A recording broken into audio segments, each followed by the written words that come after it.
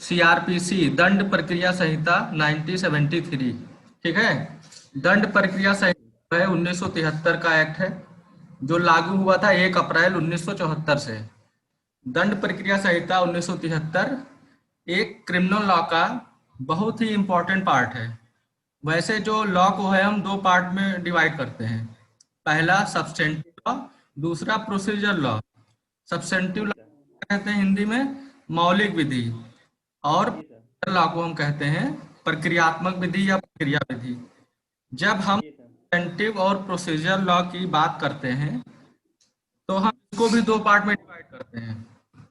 जी जब sir. Substantive और procedure law की भी बात होगी तो भी उसको हम दो पार्ट में डिवाइड करेंगे। पहला क्या होता है, एक होता है सिविल लॉ और दूसरा होता है क्रिमिनल लॉ। जी सर। जब सिविल लॉ की बात होती है, यानी जब सिविल जी लॉ सर। की बात करते हैं तो उसमें हम अधिकार और अनुतोष की बात करते हैं, राइट्स एंड रेमेडीज की। जी सर। जब हम क्रिमिनल लॉ की बात करते हैं तो केवल और केवल पनिशमेंट की, केवल और केवल किसकी, हम पनिशमेंट की बात करेंगे। जी सर। पनिशमेंट क्या कहीं डिफाइन किया गया है? जी सर। पनिशमेंट को कहीं पर डिफाइन किया गया है? Sir punishment punishment. सेक्शन 53 भारतीय दंड संहिता, भारतीय दंड संहिता की धारा 53 क्या कहती है कि अपराधी इस संहिता, इस कोड के उपबंध के अधीन जिन दंडों से दंडित किए जाएंगे वो हैं मृत्यु, आजीवन कारावास, मृत्यु, आजीवन कारावास। कारावास जो दो कैटेगरी का होगा, कठिन कारावास और सादा कारावास। जी सर। संपत्ति का संपहरण, और आखिरी है आर्थिक दंड, जो जुर्माना लगाई जाती है कारावास के साथ में। तो सेक्शन 53 डिफाइन करता है पनिशमेंट को। सेक्शन 53 इंडियन पेनल कोड 1860 का।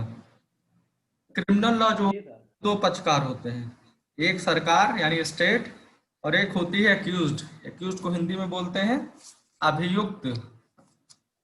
जी सर। पक्षकार को पार्टी इसलिए नहीं बनाया जाता है क्योंकि ये माना जाता है कि जहां कहीं भी क्राइम होता है तो क्राइम हाँ। एक एक्ट है अगेंस्ट द सोसाइटी, समाज के विरुद्ध ऐसा कोई कार्य जिसके लिए विधि में दंड की व्यवस्था हो वो क्या है, अपराध है। जी सर।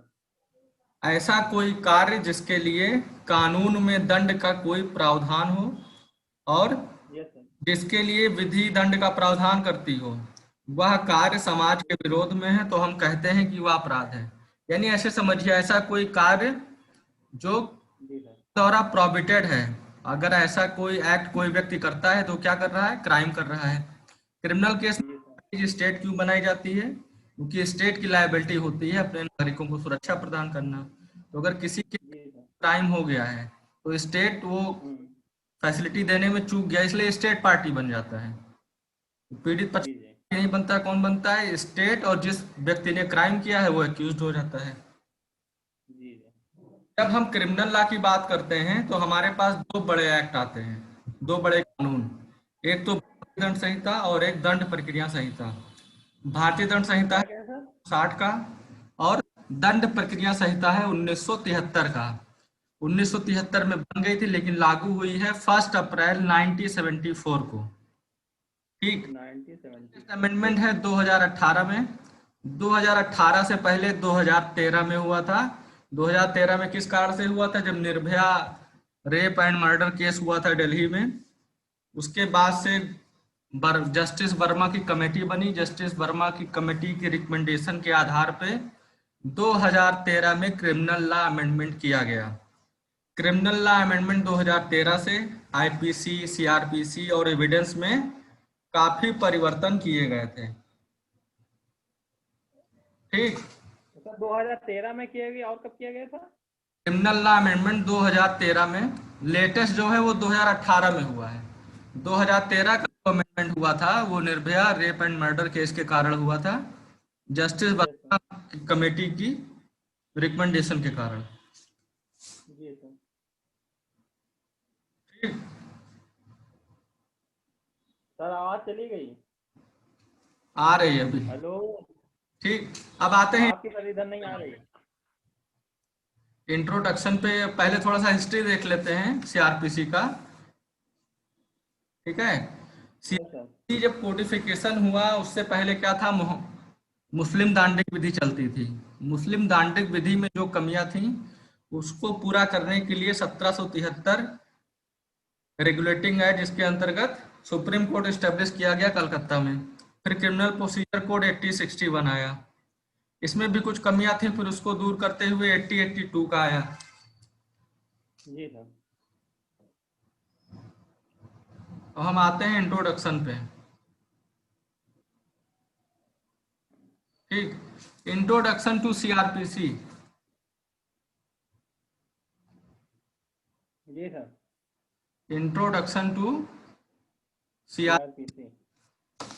जब हम पुराने समय की बात करेंगे तो उस समय भारत में कोई भी क्रिमिनल प्रोसीजर से रिलेटेड कोई भी एक भी यूनिफॉर्म लॉ नहीं था। पुराने जी सर। समय में भी, करंट सिनेरियो की बात नहीं हो रही है। बहुत सारे जी काम, जी। क्योंकि इंडिया जो था प्रेसिडेंसी टाउन्स में डिवाइड था। हर जी सर। प्रेसिडेंसी टाउन्स के अलग अलग लॉज थे। हमारे हम्म। पहला क्रिमिनल प्रोसीजर लॉ आया, वो 1852 का कानून था, जिसे कहा जी सर। जाता है criminal procedure supreme court act 8052। Criminal procedure supreme court act 8052। इसके बाद आया जो दूसरा क्रिमिनल प्रोसीजर कानून, उसका नाम है high court procedure act 8065। High court procedure act 8065। 1973 का जो कानून था सीआरपीसी का, वो काफी अमेंडमेंट। तो सर एक हाई कोर्ट, हाई कोर्ट इसके बाद। हाई कोर्ट प्रोसीजर एक्ट 1865,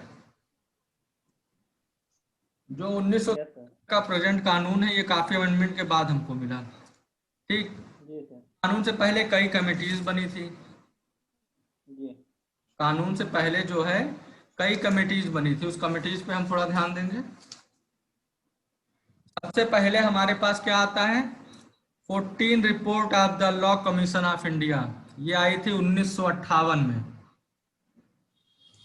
इसके बाद कौन सी सर? 1967 में 37वीं report law commission of India की। 1967 में 37वीं रिपोर्ट आई। फिर आती है, फिर हमारे सामने क्या आता है, 41st report of the law commission of India. और इसके बाद क्या आता है, joint committee on the code of criminal procedure bill 1970। ठीक, इन रिपोर्टों के ही आधार पर समय समय पर क्रिमिनल प्रोसीजर में चेंज किए जाते थे, चेंज किए जाते रहे। 1930 जी सर। का जो कानून है, इससे पहले 1898 की सीआरपीसी थी। यानी जो कोड ऑफ क्रिमिनल प्रोसीजर 1973 है इस समय, इससे पहले हमारे पास 1898 की सीआरपीसी हुआ करती थी। 1973 की सीआरपीसी कब लागू हुई, 1 अप्रैल 1974 को। जी सर। 1898 की सीआरपीसी को 1973 की सीआरपीसी ने रिप्लेस कर दिया। देश में कानून कैसे बनेगा, देश में कानून बनेगा पार्लियामेंट से।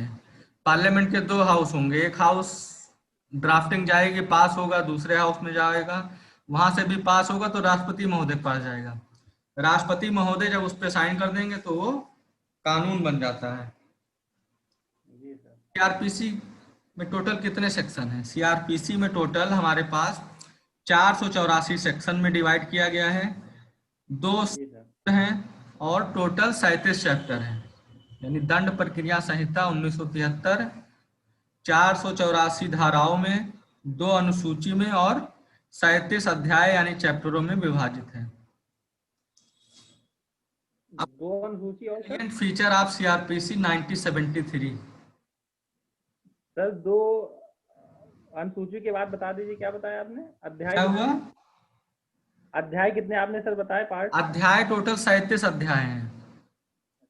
ठीक ठीक सर। 1973 कानून में टोटल 37 अध्याय हैं। Salient feature of CrPC. CrPC जी। के जो 1973 के सैलिएंट फीचर क्या हैं, इसको देखेंगे हम पॉइंट वाइज। भारत में एक समान दांडिक न्यायालयों की व्यवस्था की गई। भारत में क्या कर दिया गया, एक समान दांडिक न्यायालयों की स्थापना कर दी गई। एग्जीक्यूटिव और जुडिशरी को अलग किया गया। एग्जीक्यूटिव और जुडिशरी को सेपरेट कर दिया गया। आर्टिकल 50 आपका क्या कहता है कि जुडिशरी और एग्जीक्यूटिव को अलग किया जाएगा। डीपीएसपी का प्रोविजन है आर्टिकल 50 कॉन्स्टिट्यूशन का। जी सर। जितने भी दांडिक मजिस्ट्रेट होते हैं वे सब हाई कोर्ट के अधीन कार्य करते हैं। हाई कोर्ट के अधीन एक साधारण नियंत्रण में, और उनकी दांडिक शक्तियों को भी सीआरपीसी में बढ़ाया गया है 1973 से। ठीक। जी सर। नेक्स्ट पॉइंट, उन शहरों में जहां की आबादी 10 लाख से ज्यादा है, यानी ऐसे शहर जिनकी आबादी 10 लाख से ज्यादा है, उन शहरों को मेट्रोपॉलिटन सिटीज कहा जाएगा। यानी ऐसा कोई शहर जिसकी आबादी 10 लाख से ज्यादा है तो उस शहर को मेट्रोपॉलिटन शहर कहा जाएगा। और वहाँ जो मजिस्ट्रेट होंगे उनको मेट्रोपॉलिटन मजिस्ट्रेट के नाम से जाना जाएगा। जी सर। इसमें चेंज किया गया, मेट्रोपॉलिटिशियन, वो metropolitan magistrate. Metro metropolitan magistrate. वो जब सेक्शंस पे आएंगे तो ये सब डिटेल्स में हम लोग पढ़ेंगे। जी जी। फिर समरी ट्रायल के भी प्रावधान जोड़े गए 1973 की सीआरपीसी का। ये भी एक साइलेंट फीचर है कि समरी ट्रायल के प्रावधान को जोड़ा गया। जी जी। नेक्स्ट, पुनरीक्षण क्षेत्राधिकार की बात करता है। पुनरीक्षण क्षेत्राधिकार सत्र न्यायालय यानी सेशन कोर्ट को दिया गया। पहले जी पुनरीक्षण न्यायालय केवल हाई कोर्ट के पास था, लेकिन जी। छीना नहीं गया। हाई कोर्ट के साथ साथ सेशन कोर्ट को भी इसी के साथ दे दिया गया। अंतर्वर्ती कोई आदेश, उसमें कोई भी रिवीजन पावर एक्सरसाइज नहीं किया जाएगा। ठीक, अंतर्वर्ती अगर कोई आदेश है तो उसमें कोई रिवीजन पावर एक्सरसाइज नहीं करेंगे। अंतर्वर्ती आदेश हम चैप्टर जब शुरू करेंगे तो इसको डिटेल में डिस्कस करेंगे। जी जी। अब आते हैं एफआईआर पे। एफआईआर जी सर। 154 में दिया गया है। जी सर। 54 का पहला कहता है कि एफआईआर कैसे लिखा जाएगा। जी 54 का 2 ये बात करता है कि अगर कोई पुलिस अधिकारी एफआईआर लिखने से मना कर देता है किन्हीं भी कारणों से, तो हम जी सर। हमारे पास क्या उसकी रेमेडी है। तो उसके लिए सेक्शन 154 के अंतर्गत अगर पुलिस अधिकारी के द्वारा एफआईआर लिखने से मना कर दिया गया है तो व्यथित पक्षकार एक रजिस्टर्ड पोस्ट के माध्यम से सुप्रिटेंडेंट ऑफ पुलिस को इसकी सूचना दे सकता है कि संबंधित थाने में हमारी जो एफआईआर रिपोर्ट है वो नहीं दर्ज की गई है। जी। फिर नेक्स्ट आता है jury system has been abolished. मतलब जूरी सिस्टम जो होता था आजादी से पहले उसको समाप्त कर दिया गया। जो जज होते थे उसकी मदद के लिए एक निर्णायक मंडली होती थी, उसी को जूरी जी कहा जाता था। ये आपस में क्या करते थे, सलाह करते थे और अपना जो भी निर्णय होता था जज को बता देते थे कि हमको ये सही लग रहा है। फिर जज जो है उस पर विचार करते थे। लेकिन अब इंडिया में क्या है, जूरी सिस्टम समाप्त हो चुका है। इंडिया में जूरी सिस्टम नहीं चलता है। जी। नेक्स्ट आते हैं, अगर क्रिमिनल केस को सरकार वापस लेना चाहती है जिसका संबंध सेंट्रल गवर्नमेंट से है तो सेंट्रल जी की कंसेंट से ऐसा किया जा सकता है। ठीक, अगर क्रिमिनल केस को सरकार वापस लेना चाह रही है और उस केस का जी संबंध किससे है, सेंट्रल गवर्नमेंट से है, तो सेंट्रल जी। की सहमति से उसको वापस लिया जा सकता है। नेक्स्ट, सेक्शन 304 सीआरपीसी का, सेक्शन 304 सर एक मिनट। इसका संबंध आर्टिकल 38A से है। 38A क्या कहता है, फ्री लीगल एड की बात करता है। निशुल्क विधिक सहायता किसी भी व्यक्ति को। भारत में क्या है, ऐसी आबादी है कि लोग गरीब हैं, पढ़े लिखे नहीं है, समझें ना समझ हैं, जी सर। कानून की समझ नहीं है, तो क्या उनको वकील रखने का अधिकार नहीं है? क्या उनको न्याय नहीं मिलेगा? बिल्कुल मिलेगा। इसलिए किसी भी व्यक्ति को अगर मान लो गरीब है तो अपने आर्टिकल किससे है सर इसका संबंध? आर्टिकल आर्टिकल 39A, जी सर। 39A डीपीएसपी का है। कोई भी व्यक्ति यस सर। जो गरीब है अपने लिए वकील नहीं कर सकता है, हम्म, को निशुल्क विधिक सहायता उपलब्ध कराई जाएगी। ये क्या है, डीपीएसपी भी है, स्टेट के directive principle of state policy में भी आएगा। तो स्टेट क्या करेगा, उनको एक वकील मुहैया कराएगा ताकि वो अपनी पैरवी कर सकें। जी सर। नेक्स्ट स्लाइड है, जो पक्षकार हैं यदि उनकी मृत्यु हो जाती है, कोई केस चल रहा है, जो पक्षकार है उसकी मृत्यु हो जाती है, तब क्या होगा। तो उनके जो लीगल रिप्रेजेंटेटिव हैं वो जी मामले को खत्म कर सकते हैं, मामले का समझौता कर सकते हैं। ये भी सैलिएंट फीचर है 1973 के कानून का। जो जी सर। पक्षकार उनकी मृत्यु हो गई है हम्म, तो उनके जो लीगल रिप्रेजेंटेटिव हैं वो मामले को समाप्त कर सकते हैं, मामले का समझौता भी कर सकते हैं। जी नेक्स्ट स्लाइड बात करता है सेक्शन 313, 315, 164(2). ये तीन जो है सेक्शन जोड़े गए और यह अभियुक्त के अधिकारों के अंतर्गत आते हैं सेक्शन। अभियुक्त को मौका दिया गया है कि वह सर, अपने कौन सा में पूरा? साक्षी हो सके। 313, 315, 164 का सब क्लॉज 2। अभियुक्त को यह मौका दिया गया है कि वह अपने मामले में साक्षी हो सके और अपने बचाव में कोई बात कर सके। अभियुक्त की भी परीक्षा की जा सकेगी ओथ पर, जी सर। या ओथ को ही शपथ बोलते हैं, शपथ पर भी साक्ष्य देने के लिए अभियुक्त को कहा जा सकता है। तो अभियुक्त क्या जी सर। है? एक तरह का सक्षम साक्षी होता है। हम्म, अब आते हैं सरकारी वकील पे।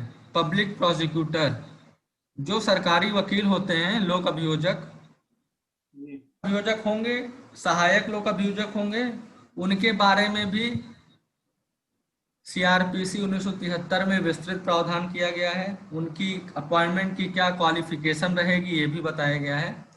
बाकी इसको डिटेल में जब सेक्शंस पे आएंगे तो लोक अभियोजक, सहायक लोक अभियोजक सब डिटेल में पढ़ेंगे। Yes sir. अगर कोई व्यक्ति रिमांड पर है, कोई व्यक्ति है जो किसी क्राइम में अगर उसको रिमांड पे लिया गया है, तो जब जी फाइनल जजमेंट आएगा तो उसमें से हम्म, दिन वो जेल में रहा रिमांड में, उस टाइम को माइनस कर दिया जाएगा। यानी जो सजा का प्रोविजन है उसको माइनस हम्म, किया जाएगा किस टाइम से, जितने दिन वो रिमांड में रहा है। जी जी नेक्स्ट आते हैं नेक्स्ट स्लाइड पे। अभियुक्त को अपनी बात का पूरा अधिकार दिया जाएगा। अभियुक्त होगा जो कि एक तो उसका एक मेडिकल एग्जामिनेट किया जाएगा, मेडिकल होगा, अपनी बात रखने का पूरा उसको अधिकार दिया जाएगा। नेक्स्ट, जी सर। ये बात करता है कि किसी भी व्यक्ति को, कोई व्यक्ति जिसको गिरफ्तार किया गया है 24 घंटे से ज्यादा पुलिस अभिरक्षा में नहीं रखा जाएगा।